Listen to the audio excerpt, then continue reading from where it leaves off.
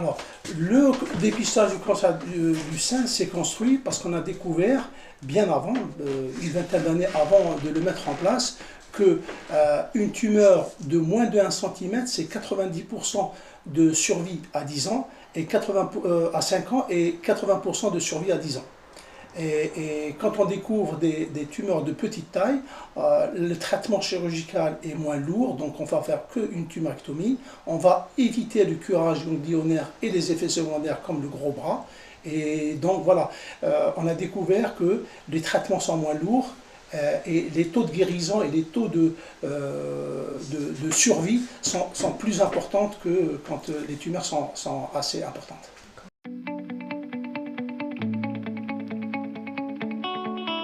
Démontré scientifiquement avec les courbes, point de vue épidémiologique, etc. Et on a fait la différence entre des tumeurs traitées quand elles sont de grande taille ou inflammatoires et des tumeurs de petite taille. Et la différence en survie, en qualité de vie, en effet secondaire des traitements, la différence était claire et nette. Donc c'est pour ça, scientifiquement, on a prouvé aux décideurs politiques que l'intérêt du dépistage est très très important et il peut rendre service à la population.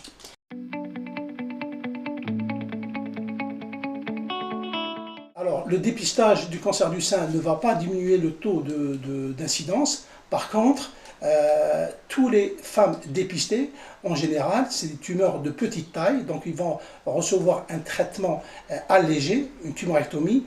On va peut-être éviter aussi le curage ganglionnaire avec le gros bras, on va faire un ganglion sentinelle.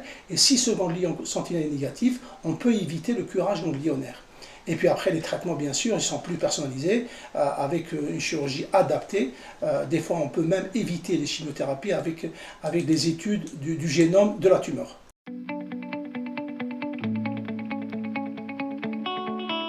Alors déjà, on est en plein dedans, parce qu'on participe à une étude internationale qui s'appelle MyPEPS. C'est un dépistage personnalisé, mais il n'est pas en cours, il n'est pas généralisé, il est à l'étude. Et on participe à cette étude qui s'appelle MyPEPS. C'est une comparaison entre les dépistages comme il est actuellement.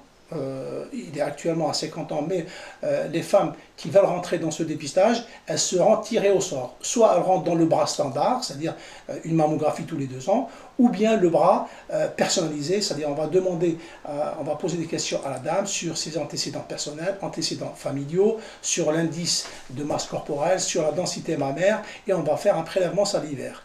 Et au bout de 1 mois, on va lui dire, madame, vous êtes dans la catégorie, il y a 4 catégories. La première catégorie qui a un risque très très faible, donc elle a très très peu risque de développer un cancer, donc on va lui proposer une mammographie tous les 4 ans. Ou bien un risque intermédiaire, donc on va lui proposer une mammographie tous les 2 ans. Ou bien un risque élevé, et donc dans ce cas-là, on va lui proposer une mammographie, une échographie tous les ans, on va la surveiller de très très près, ou bien un risque très élevé, et à ce moment-là, on va lui proposer une mammographie IRM tous les ans.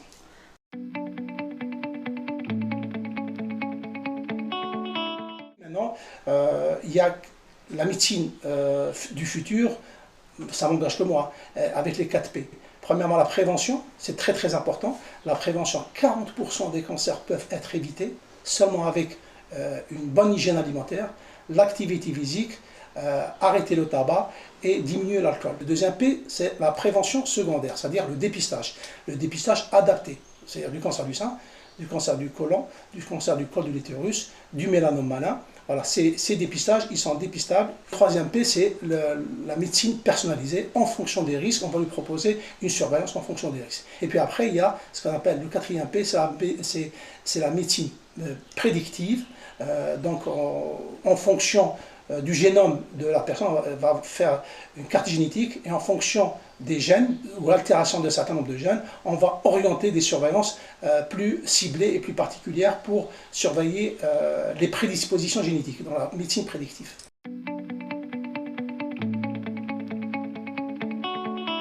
Une chose très très importante que les gens ne connaissent pas ou connaissent, le fait de vieillir.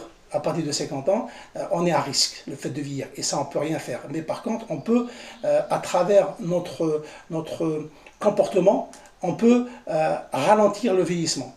Avec quoi? Bien sûr, l'activité physique, une demi-heure de sport par jour, marcher, prendre des escaliers, faire du jardinage, une activité assez importante. Une demi-heure par jour, ça suffit. Une bonne hygiène alimentaire, éviter le tabac, l'alcool, et puis après, bien sûr, bien gérer son stress. Bien gérer son stress, c'est très très important. Ça, c'est l'épigénétique. Déjà, ça c'est très important.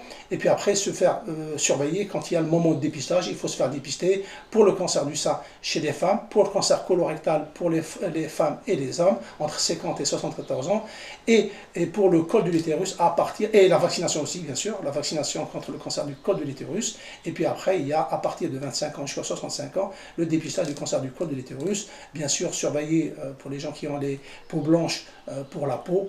Voilà les principales choses à faire pour éviter les cancers.